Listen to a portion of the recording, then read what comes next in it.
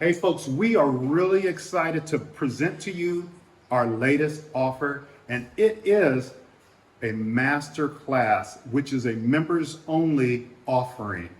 In this Masterclass members offering, why you want to take it is because of the convenience. You're going to be able to rewind, repeat as you see fit. There are handouts that are available for you. You get the whole family that is presenting different topics, so you get different perspectives. Hey, it's instant and available, and it's not dependent on your schedule. You get to go at your own pace. You want to talk to other people? No problem, because there are comments. You can interact down in the comments, and we are in those comments also answering your question. So it's perfect in terms of self-study. What's the deal? It's cost effective. Why is it cost effective? Because for $14.99, my goodness, that's less than the average standard monthly Netflix subscription. It's also about the cost of a Chick-fil-A meal. And check this out. You get hours on a monthly basis. After you eat your Chick-fil-A meal, you got to go back there again tomorrow. Lastly, the cost is less than 2 Starbucks coffee. So think about it, all right? Let us know, register. You can go over to members only. It's our masterclass, which takes you through all of our lessons that help you to move abroad. See you there.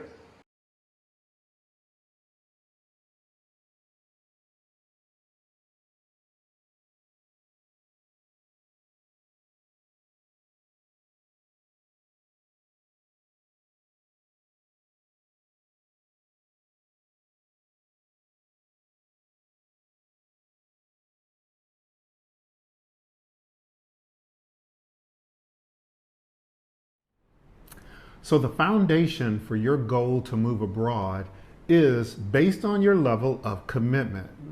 So let's look at 3 areas for your level of commitment. 1, emotionally ready. 2, culturally ready. And 3, financially ready. What do I mean by those? Number 1, emotionally ready. That's when you are saying to yourself, yes, I am interested in moving abroad. Just basically, yeah, we're not trying to convince you of anything. So that's emotionally ready. A lot of people got to work on that. Number 2, culturally ready. So what you have is someone who has possibly said, yeah, I want to move abroad, but they haven't taken into consideration change management, a mindset shift, the fact that they are moving to another country on a totally different continent, and each one of those 50 plus countries has its own culture, as well as even if you moved from one floor in your office space to another floor, it's a different culture. So there's this ignorance that exists that one has to educate themselves on and get your mindset to be ready to shift. Then lastly, we talked about being financially ready. And what I mean by being financially ready, do you have the budget? People talk about living by faith, but you don't want to pull a faith muscle. You don't want to pull a hamstring in your faith and leap out there, and some kind of way it's the Most High's responsibility to finance your dream. No, you want to have generated income either before you leave or have a plan in place. The better plan is to have something going before you actually depart, knowing that you've got income coming in that will sustain you, so you'll be sustainable. So those are the 3 right there: emotionally, culturally, and financially ready. And what we're going to do now is start talking to you about a story. Marlene's going to start telling you about how we dealt with some things, and you can pull out these various 3 things as you hear our story about our house. Yes, we had been in our house for quite a few years. We were blessed to have this house. We loved it. It was a dream of what Mark had seen years ago, and realized this is the house. And as we were making our decision, to move, I was like, I am not sure I want to be dealing with having a house in the States and then being in another country. And I said, well, I think we ought to think about selling, because we could use that money for when we move. We don't know all of what we're going to be dealing with, what the next things we might want to be doing when we move, because we know we're going to be there for the rest of our lives. So I said, no, I think we better go on and sell and be able to go on and use that money for when we make the big move.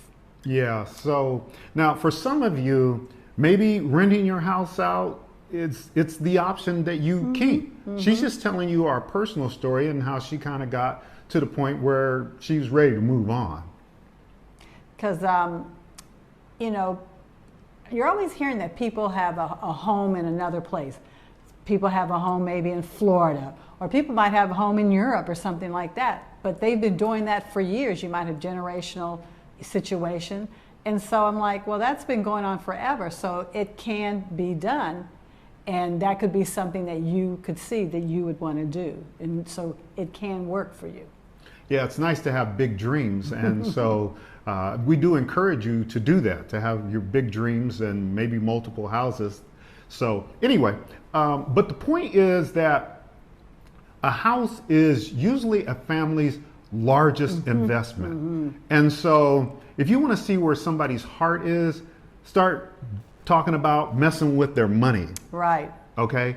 And we found that when we cut the cords of our commitment to the house, we began to see options that didn't even exist before. And we know that's going to happen for you. When you start to focus, you begin to consider options that they were blind spots for you in the past. Go on. You know, I think, no, it's a good time for you to, I guess, give some examples for marriage, and I'll chime in ever so often, but people need to understand this business of commitment. So. Right, because when you're making that move, it's a very large commitment. Like you say, he said, getting a house is a big investment, but investing in your marriage is a big investment also. It's like, you're committed to that. You've made that decision. You're looking for the long haul. You're not looking to do anything different, but just stay in that. And so it is a commitment in a marriage, and it's a commitment to make that move of a lifetime. Yeah, think of it like this. People sometimes have a prenuptial agreement, which really is saying, I'm already making my exit plan right now on how I'm going to get out of this. So if you're thinking of moving abroad, but you're already thinking of how I'm going to come back to wherever your originating country is, you're already putting in seeds to fail.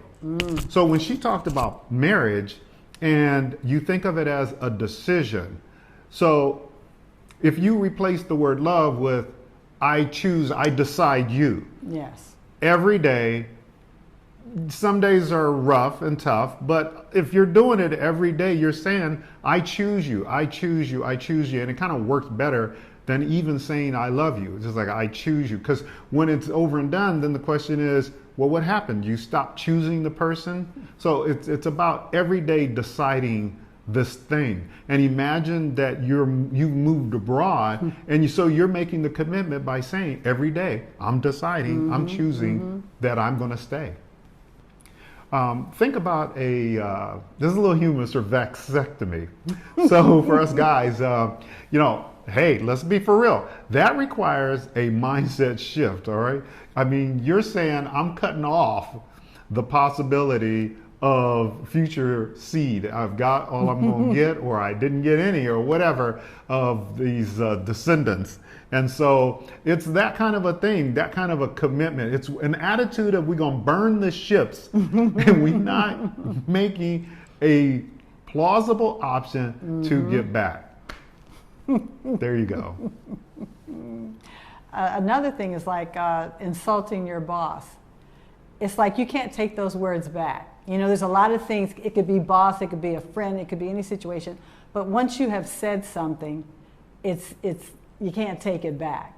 So it's like once you venture to do something and you've made that decision, you're trying to have no options here. Okay, so yeah, I think that's something you really want to really take stock in and really think about that. That's an excellent point. And so it's like, you know, sometimes when we do things, we can't believe that we're, you know, we're trying to do something and we're like, oh man, I don't know if this is going to work. But it's like, no, you want to step forward, you want to do that because you want to make sure that it's going to pan out, because words have power.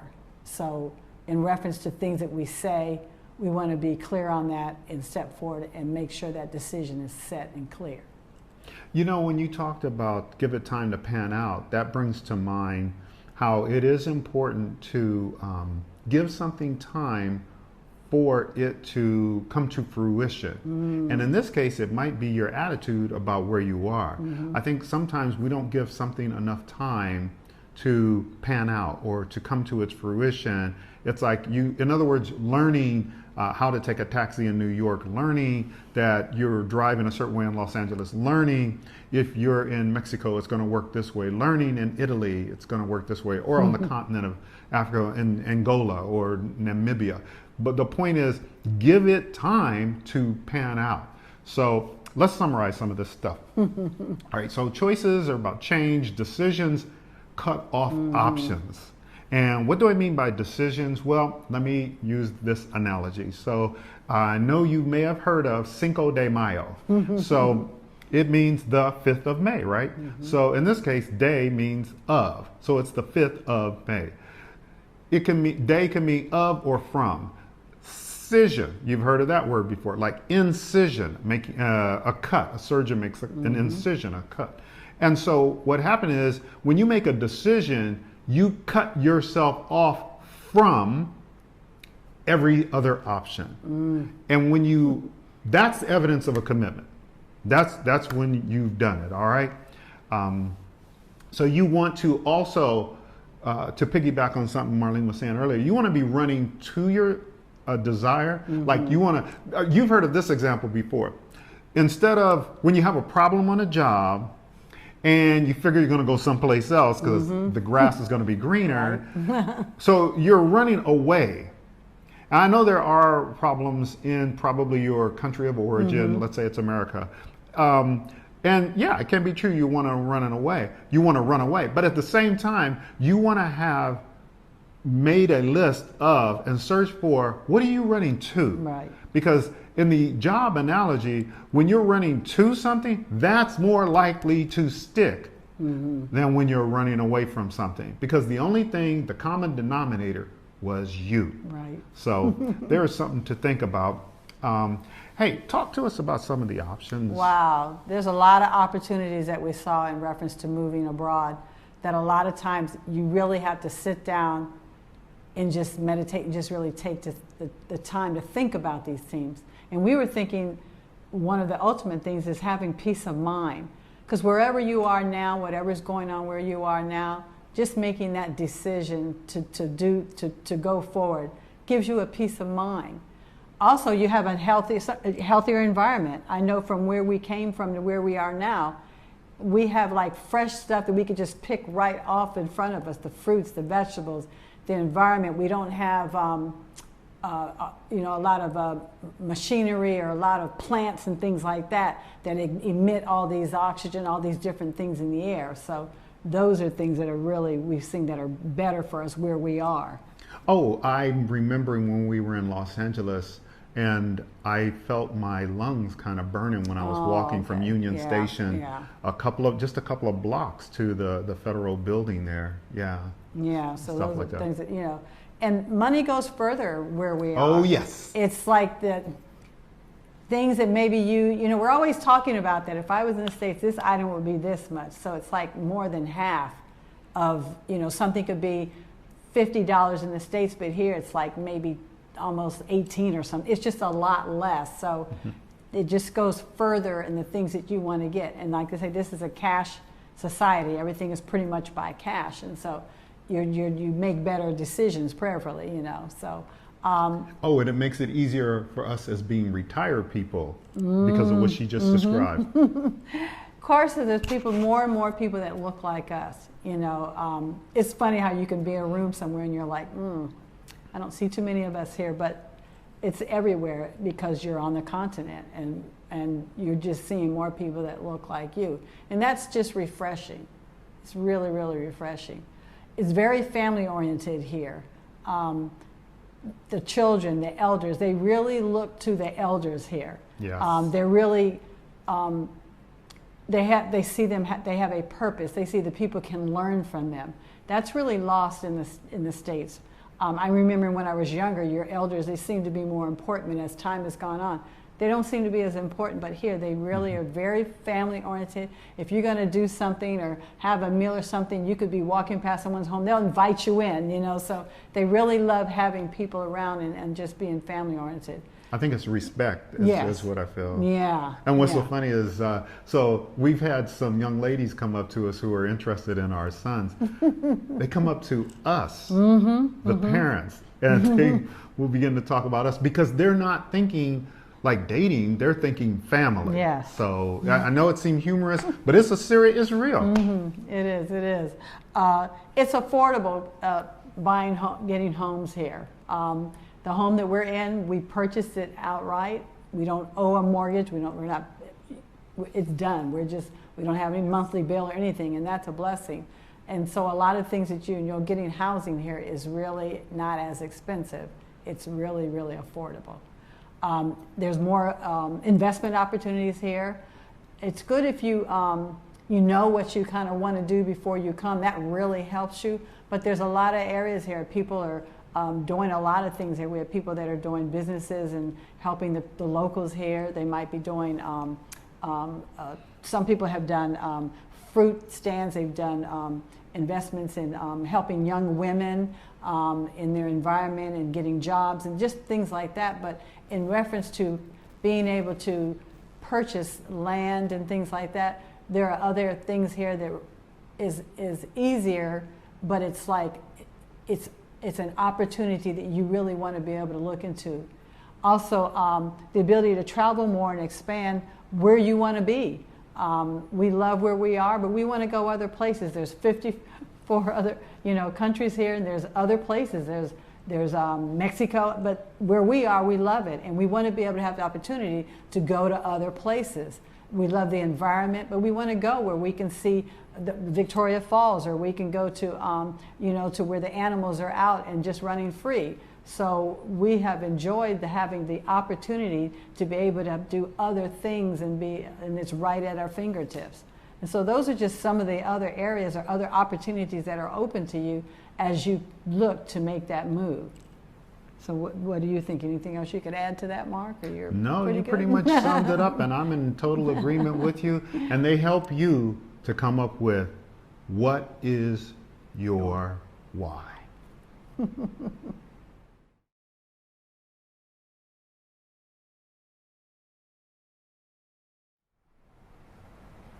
So there are 3 pillars to success in anything in life, and they're the foundation.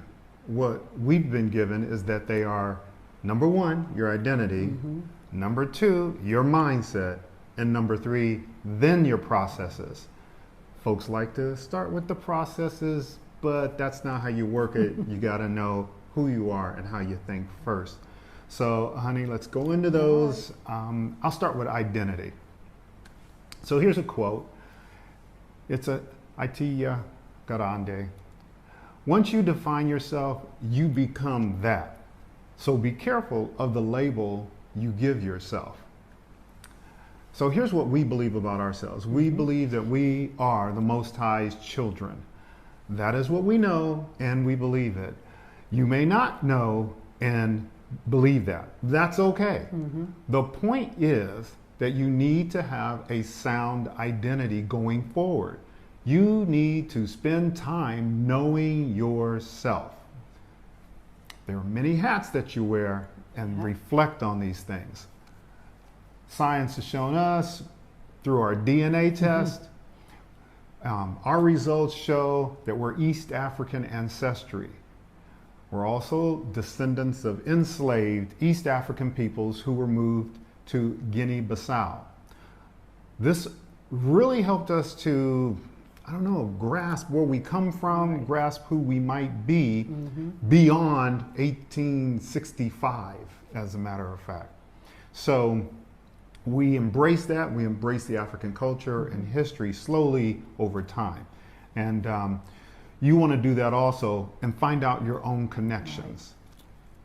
Marlene and I, we're travelers. Her father was in the military. So there's another identity right there, another hat we wear. And the family that she was a part of when she was growing up lived overseas and in various states too, as a matter of fact. Yes.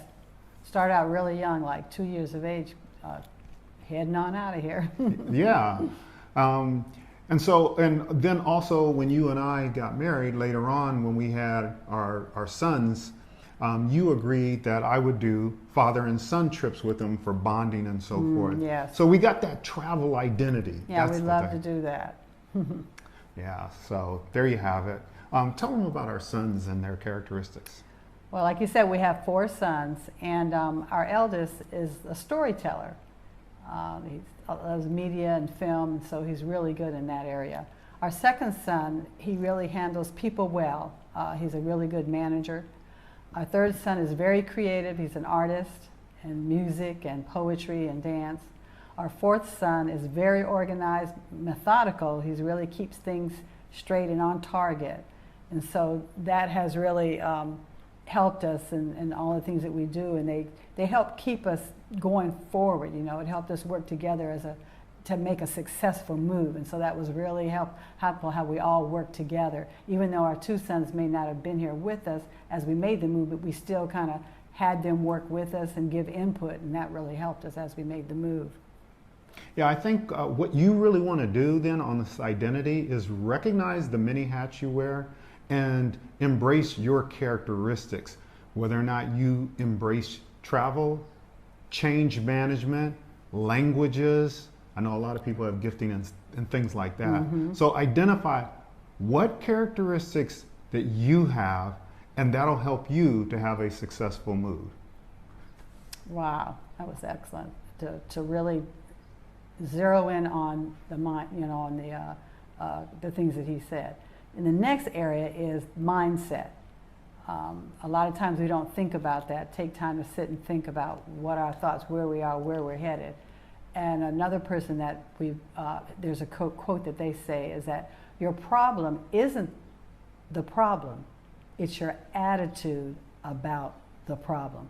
A lot of times we're going through things and we can get tripped up because we don't really face what is our attitude about it. If your attitude was different, you would go into it in a different way. So you want to look at how's your attitude as you're about to embark on making this move. We have in our body, we have a mind and spirit, and when you're healthy, it helps contribute to a clear mind. I always have been pretty much into fitness and eating properly, and so in terms of that, it really helps your mind to, you know, if you got bad stuff going in your body and your mind, you're not clear. You know, a lot of times people say, make sure you start out with a clear mind having breakfast. A lot of people say that, but you really have to have something going on because it helps you to kind of get your rest of your day going. And so it helps you to function and think creativity, which will be needed to solve cultural problems that will face you as you're about to make this move. Wait a minute, could you say that one part again? That was excellent. Your mindset is really important to get you on that road. And so it helps you to function and to think creatively, which will be needed to solve cultural problems that you're going to face as you're beginning to make this move, because you are going into a different culture than where you are now. And so in our move, in reference to making this move, many years ago, Mark and I realized that we could not afford to retire in the U.S. It's like we were not really happy about that, you know, because it's very, very expensive. And you're thinking as you're going on in your life and you're working and everything, you're thinking, oh, when it comes that time, I'm going to be able to do this, this, and this. But we got to that point, we realized we weren't going to be able to do that. And we decided to ask ourselves, okay, where can we retire and live comfortably, being comfortable? This type of mindset opened us up to a world of opportunities. That's the key word, world of opportunities, because there are a whole world out there other than where you are. Yeah, we were talking about that during our exercise walk this morning, how if your attitude can blind you, like you're wearing one of those sleep masks. Oh, yeah. And you you think you're seeing everything that can be seen, but because of your attitude, you can't even see half of the things that are really popping up in front of you because you're just not ready yet. So that's why that's so critical. Mm-hmm. It said also, you know, our family, we just felt like stifled, like boxed in being in the States. And our goal was to live freely versus being just tolerated where we were. This is part of our running towards something. You want to go towards something and not just, you know, away from a place that you're at. You want to be able to see ahead of you that this is a good move for you. So we sought places where we could experience more freedom, and we have found that where we are now. Yeah, on the thing that she was just talking about with regard to running towards something versus running away from something. So yes, we believe that it is important to flee a bad environment. And in fact, we believe biblically it's listed in many scriptures to do that, from Zechariah to Revelation. But the point that we're trying to make is, even in that obedience, we're still moving towards something, which goes back to identity. We believe we're the Most High's called. We believe that the land was originally for us. We believe, like that. So we're running to something. When she was talking about places that we sought that would give us peace, this is the kind of things we've experienced. Unafraid of the police. Oh, yeah. To have them just walk up to the car and say, oh, I just wanted to check this. You're not used to this, are you? No. They said that to us. Yeah. It's like when you're driving, when you're in the car, you're not like when they come by, I'm not like, you know, I don't get apprehensive, you know, so that's a big change. And also, I feel we're being treated more fairly. There's no systematic racism going on here. Blessing that majority of the people look like us, you know, so we're not really dealing with a lot of the issues that we did, you know, being in the States. So that has been good for us. And I think that's because life is not racialized on the continent, at least, and other countries, to be quite honest with you, that are not on the continent. That was an America, Great Britain kind of a thing, maybe Brazil.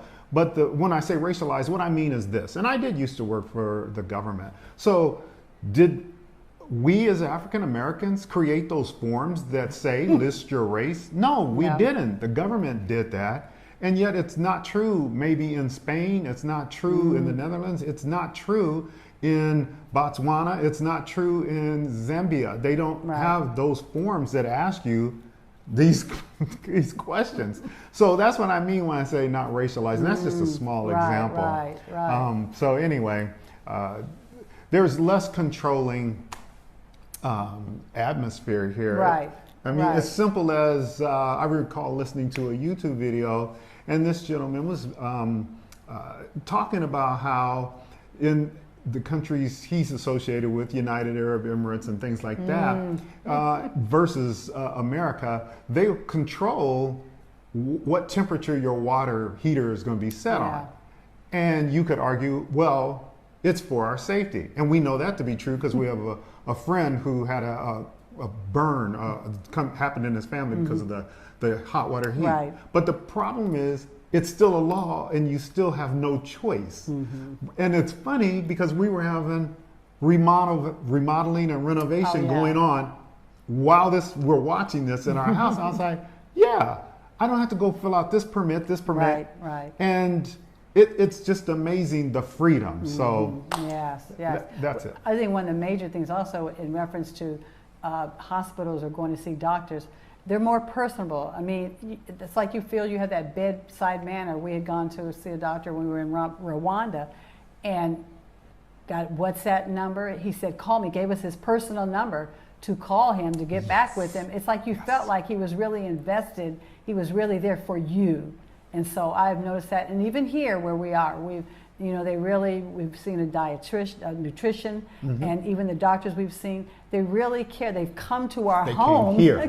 Come here to help. No, we'll come there, you know, and it's just, it's a breath of fresh air. So that's been really good. So you got to get your mindset ready for that. All right, so last area is processes, okay? Here you go. Here's a quote for you. This one's by Einstein. If I had an hour to solve a problem, I'd spend 55 minutes thinking about the problem and 5 minutes thinking about the solution. What I found is with bright people, I used to do organizational development works on doing team building, personality assessment, facilitation, training, all that kind of stuff to help performance move forward. And the problem when you get smart people in the room for a meeting is they rush to solve the problem first versus working on asking questions to make sure they solve the right problem. That's why processes is last on our list. That's why it takes a while before we start talking to you about visa immigration and all that kind of stuff, because you need to work on you first. So some of the processes we got involved in was we started holding ourselves accountable. How do we do that? Having family meetings that were scheduled and organized. Daily. Yes. Daily meetings, yes. And we also started, and we used flow charts and so forth. And when I say that, what I mean is it's from old computer programming days. It's like, okay, start here. What's the next thing you need to do? That way you don't make presumptuous mistakes and leave off particular details. And we use what we used to call flip chart paper, which is large sheets of paper that we could hang up on the wall and track our progress. Yes, that was real important, because it's like visually you need to see. It's like you lose it if you're just talking about it or whatever, but to visually see that the things that you're putting down day after day, week after week, month after month, you see the progress and you see, okay, we've done this, we've done that, what do we need to do next? So that is so key in getting yourself going. We also, we used Google Docs. You know, we looked up various things so we could make sure we know what we were doing, or what things, any updated things that we needed to know that we needed to do. Use that. That really is very, very helpful in all the areas that key points that you're looking for. Look them up. And because we're using Google Docs, as Marlene is saying, we're sharing the document, which means everyone is up to date on the latest status on whether that thing got done or not, and what percentage of completion it was. Yeah. And so that's really key, which is another way of saying communication. They taught me this at NASA. They're not technical problems, believe it or not. They are communication problems. So think that through. In terms of communication, we started getting on the phone with expats, right, and talking to them and asking what's going on. That was so good. That really, really, really helped you, because it's like then you can more and more visualize getting closer to that move. That was very good, very good. We also would purchase. We spent our money to buy courses that we could take, just like you've purchased this course. What that does is there's this principle, and that is, and your parents knew this when you were a kid, it's like if everything is given to you, you don't really value it. But when you make an investment in yourself, then you're going to be a little bit more diligent about it and more likely to hold yourself accountable to do the thing. You have to be part of you have to be part of the movement, part of the process. Yes. Some of the folks that we saw on YouTube, because we stayed up to date on things or learned a lot of things through YouTube, included Journey With Us, Go Black to Africa, and we work with Journey With Us now, as a matter of fact. They have really mentored us forward on some things. We're so grateful to them. Go Black to Africa, who's helped us with so many things. It's really great to really be able to shake his hand and sit and talk, or to have him call me when I was back in Illinois, things like that. Josiah really developed a great relationship with Migrating Mom. Yeah, she's in Ghana. Yes. And she really has gone through a lot of different things. She's got, children. She recently, her husband's from Ghana, and so she's really gives you a lot of insight in a lot of different areas, and that's one we kind of go back to every so often, so that was good. And why are we mentioning these? Because we could keep going and doing our thing and just hold you to ourselves. That is not the way our family is built. You need to get information from different areas. We do not compete with these people. No. We don't have that mindset. It's a zero-sum mindset. We don't have that kind. We want you to go to Unapologetic Nomads and find out what they're talking about, what Michelle is sharing and what Aaron, her husband, is talking about. We want you to go to Ebony over in Dar or Ashley in Africa, Right. who's helping businesses. So much, yeah. She's really one to let you know in reference to investments and things like that. So Oh, yes. she used to be here in Dar, Yeah. and now she's there. But she comes back and does different businesses. So that's a really good one. And she has children too. She has a teenager, Single and a younger mom. child. She's a single mom, and so it's good to see the progress of things that she's done over time. Couple of last people, Woda Maya, who is like Mr. Africa, traveling all over, and Teo Ayana, and I hope I'm pronouncing his name correctly. He actually was a model. He's bald and he's got a beard. And he got, I think, a passport and a form of residency in St. Kitts Nevis, where we have been. Yeah. And I watched that video. That was so exciting. I was like, oh my gosh, I've been there. And I thought about there as a possibility. So some of the books that really helped us, hey, here's one you'll hear a lot from us. It's by Mr. Joseph Mbili, Africans in Americas and Americans, Embracing Cultural Differences.